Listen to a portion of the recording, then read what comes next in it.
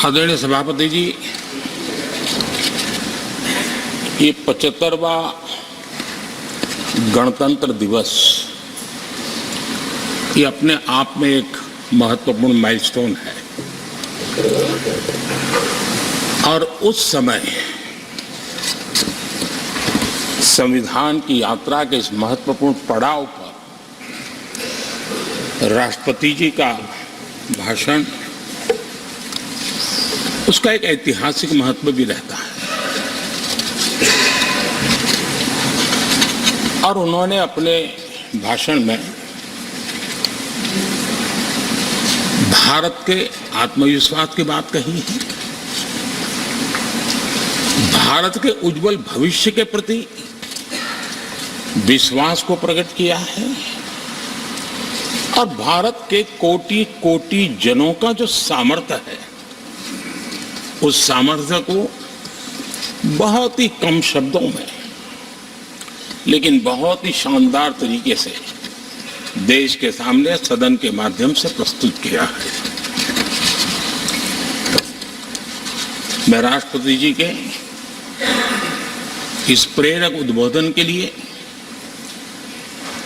और राष्ट्र को दिशा निर्देश के लिए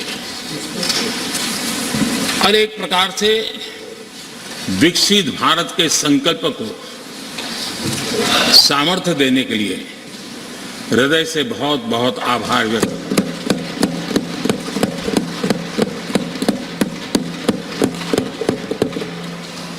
चर्चा के दरमियान अनेक मान्य सदस्यों ने अपने विचार रखे और चर्चा को समृद्ध करने का अपने अपने तरीके से प्रयास भी किया।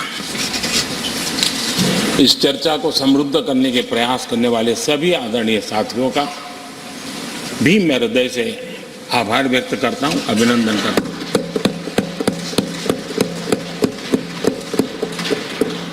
कुछ साथियों के लिए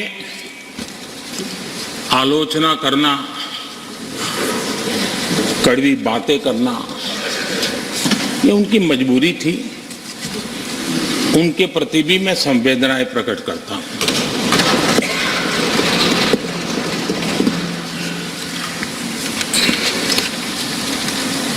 मैं उस दिन तो कह नहीं पाया लेकिन मैं खड़गे जी का विशेष आभार प्रकट करता हूं।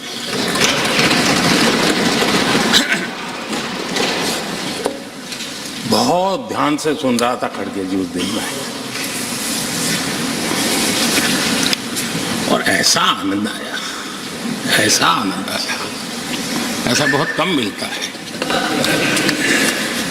लोकसभा में तो कभी कभी मिल जाता है लेकिन आजकल वो दूसरी ड्यूटी पर है तो मनोरंजन कम मिलता है।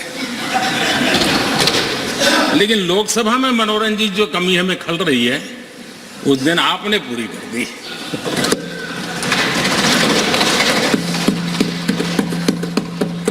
और मुझे प्रसन्नता इस बात की थी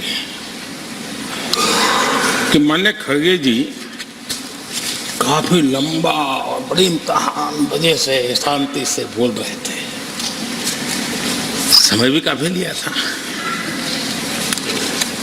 तो मैं सोच रहा था कि आजादी मिली कैसे,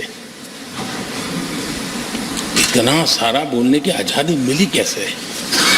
तो मैं सोच तो रहा था लेकिन बाद में मेरे ध्यान में आया कि दो स्पेशल कमांडर जो रहते ना उस दिन नहीं थे और आजकल नहीं रहते और इसलिए बहुत भरपूर फायदा स्वतंत्रता का आदरणीय खड़गे जी ने उठाया।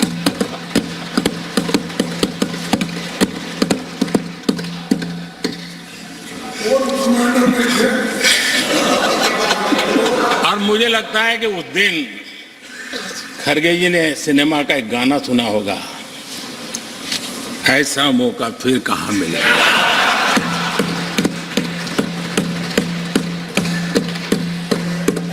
और खड़गे जी भी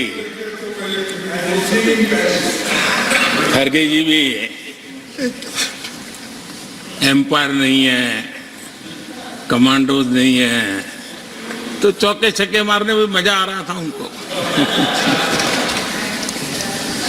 लेकिन एक बात खुशी की रही, उन्होंने जो 400 सीट एनडीए के लिए आशीर्वाद दिया है,